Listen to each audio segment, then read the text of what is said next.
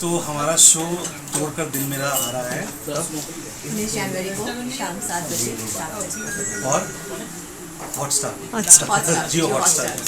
Okay, thank you. So आपको ये show क्यों देखना है हम बताते हैं आपको, हाँ। क्योंकि इसमें जिस तरीके से प्यार को दिखाया गया है वो बहुत ही यूनिक है और बहुत ही रिलेटेबल वे में दिखाया गया है। That's right. मतलब ऐसा कुछ इस तरीके से नहीं दिखाया कि कोई सोचेगा कि ये हम कर ही नहीं सकते या ये तो एक फिक्शनल चीज़ है।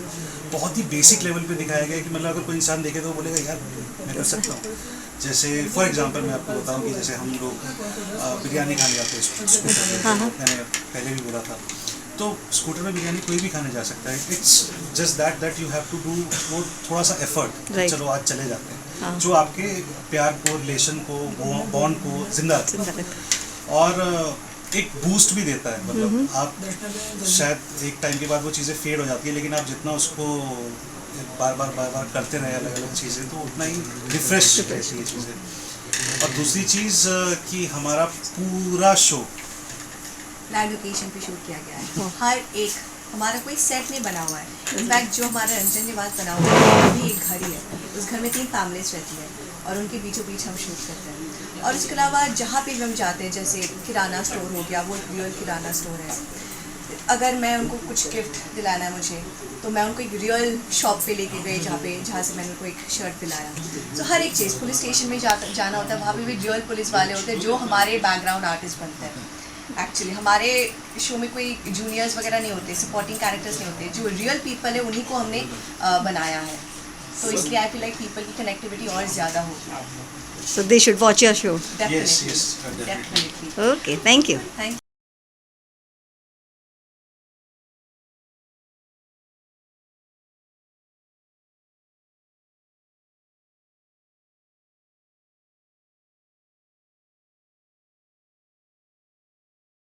प्लस का पहला ऐसा सीरियल है जो पूरा आउटडोर लोकेशन पे शूट हुआ, ऑल लाइव लोकेशंस।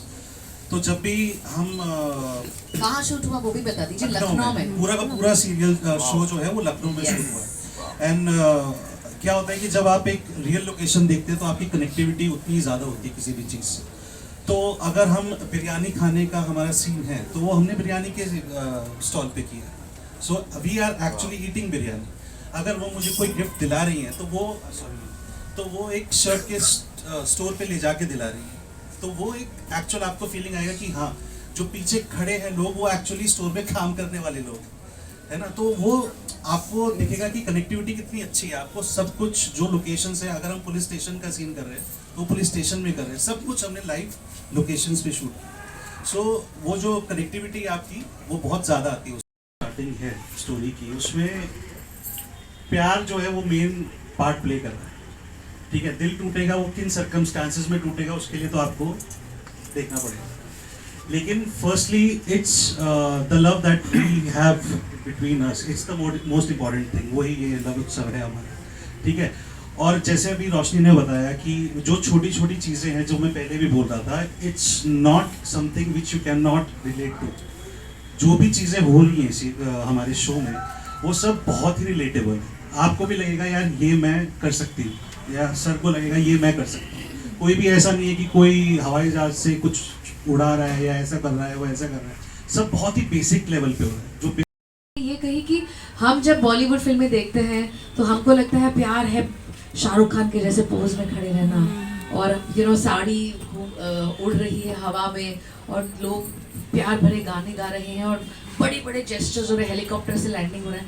लेकिन रोज़ाना प्यार, शादी का प्यार होता है वो छोटी छोटे पलों में ही होता है, छोटी छोटी चीज़ों में होता है कि एक मैसेज कि आप घर कब आ रहे हो, मैं आपके लिए वेट कर रही हूँ, या वो आके और एक बोल रहे हैं कि चलो ना आज आइसक्रीम खाने जाते हैं। ये सारी छोटी चीज़ों में तो प्यार है। तो राज और रोशनी, राइट, राज और रोशनी का जो ये प्यार है उसके बारे में अब रोशनी में थोड़ी रोशनी आप डालिए कि कैसा आप માનસી આ લવ ઉત્સવ જે છે हाँ। લવ ઉત્સવના માધ્યમે જે रिलेशन शो काफ़ी सारी ऐसी चीज़ें ट्रेंड्स में हैं, लेकिन वो एक रिलेशन टिकने के लिए, उसको टिकाने के लिए काफ़ी पेशेंस की ज़रूरत होती है। तो इस ट्रेंड को लेकर आप क्या कहना चाहेंगे? मैम प्यार में ईगो तो साइड जितना रहे उतना अच्छा है। See there is a difference between ego and self respect. आप सेल्फ रिस्पेक्ट से कॉम्प्रोमाइज़ कभी मत कीजिए, मैं ये मानता हूँ, बट ईगो को मत आने दीजिए, क्योंकि for example if I would want to have a very simple conversation also with my partner, I won't be able to have that if I have ego within me. But self respect से अगर compromise है तो उसके लिए आपको different steps लेने पड़ेंगे, मतलब वो तो अलग ही चीज़ है। लेकिन ईगो को आप अगर साइड में रख के करें तो काफ़ी कुछ सॉल्व हो सकता है। ईगो नहीं रहना चाहिए मेरे हिसाब से तो प्यार में बिल्कुल भी। रोशनी आपके हमारे कैरेक्टर्स भी जो है, कोई भी ऐसा नहीं है कि आपको ऐसा लगेगा कि यार इसके पास कोई सुपर पावर है या ये कुछ अलग है, सब ऐसे ही है सर हमारे बीच में से, आपको अपने जैसे भी 10 लोग मिलेंगे। एब्सोल्युटली। और एक बहुत सुंदर गाना है गुजराती में जो मैंने गाया है, जो इनके लिए करेक्ट है, बिकॉज इनकी जो बात है कि वो अपने ही लाइफ में राजा और रानी है। तो एक बहुत सुंदर प्यार का गाना है जो मैं गाऊंगी राज और रोशनी के लिए। आपणा ज जीवतरने आपणी ज वार्तामा आपणी ज राजा ने राणी, आपणा ज जीवतरने आपणी ज वार्तामा आपणी ज राजा ने राणी, खाधो पीधું ને પછી મોજ કીધી કહીએ તો થઈ જાતી પરીની કહાની હો, આપણા જ જીવતરને આપણી જ વાર્તામાં આપણે જ રાજા ને રાણી। सेंटर कैमरा लो। Please introduce yourself. हेलो,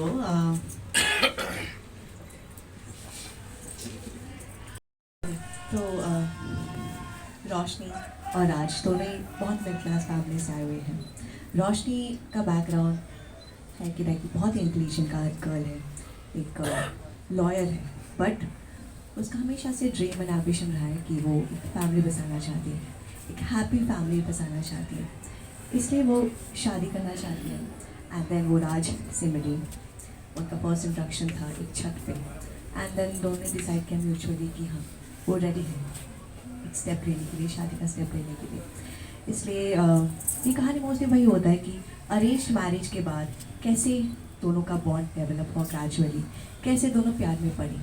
जैसे शादी के ठीक बाद जब रोशनी ने पहली बार कन्फेस किया कि उसको चिकन बिरयानी खाना बहुत ज़्यादा पसंद है, और राज ने बहुत ही स्वीट सा जेस्चर दिखाया कि सब सो गए, घर वाले सब सो गए, लेकिन उसके बावजूद राज रोशनी को बाहर लेके गया, चिकन बिरयानी खिलाया। उसके बाद एक दिन बाद मुँह दिखाई का फंक्शन होता है, राज ऑफिस में गया हुआ होता है, बट फॉर सम रीज़न वो अपना टिफ़िन भूल गया होता है। बट वो फिर रोशनी को बोलता है कि मैं अपना टिफ़िन भूल गया, फिर बोलता है कि रिक्वेस्ट करता है कि आप हो सके तो आप लेके आ जाओ, बट रोशनी इज़ लाइक नहीं, अभी तो इतने सारे लोग हैं तो इस सिचुएशन से मैं कैसे निकलूँ। बट फॉर सम रीज़न वो सोल्यूशन निकालती है, वो प्रिटेंड करती है, एक्ट करती है कि वो बेहोश हो जाती है, फिर उसके घर वाले उसके रूम तक लेके आते हैं, फिर किसी तरह वो रूम से निकलती है, घर से निकलती है, और राज का टिफ़िन लेके वो राज का ऑफिस पहुँच जाता है। फिर वहाँ पे जाके वो दोनों बहुत ही स्वीट सा मोमेंट शेयर करते हैं। सो ये छोटी छोटी मोमेंट्स हैं जो राज रोशनी के लिए करता है और रोशनी राज के लिए करता है, और यही उन दोनों का बॉन्ड डेवलप करता है और दोनों एक दूसरे के प्यार में और ज़्यादा गहरे उतर जाते हैं। बहुत बड़ा टॉपिक है। आजकल के ज़माने के जो यंग कपल्स हैं वो प्रेफर करते हैं कि नहीं हम प्यार में पड़ेंगे फिर शादी करेंगे, लेकिन यहाँ जो हमारा ये कपल है उनकी अरेंज मैरिज हुई है, और अरेंज मैरिज के बाद क्या क्या होता है इनकी ज़िंदगियों में, कैसे अलग अलग से वेरिएशंस आते हैं, चैलेंजेस आते हैं, और दो लोग जो एक दूसरे को कभी जानते नहीं थे अब हर पल एक साथ बिता रहे हैं, एक जीवन साथ बिता रहे हैं, उसमें क्या क्या तकलीफ़ें होती हैं, प्यार होता है कैसे होता है, शादी के बाद वाले प्यार की बात है, तोड़कर दिल मेरा। तो आपका क्या कहना है? Do you want to start first? Do you want to go first?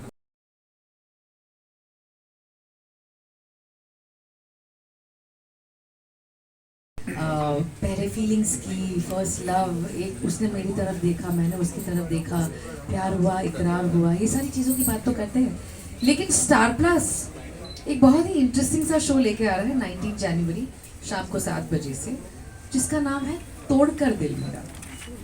और दिल टूटने की बात जब होती है तब बहुत सारा दुख होता है, घाव होता है, ये सब तो होता है, लेकिन ये बहुत ही अमेजिंग टाइटल इसलिए है क्योंकि इसका कनेक्शन है शादी के साथ, और शादियाँ तो हम सबको पता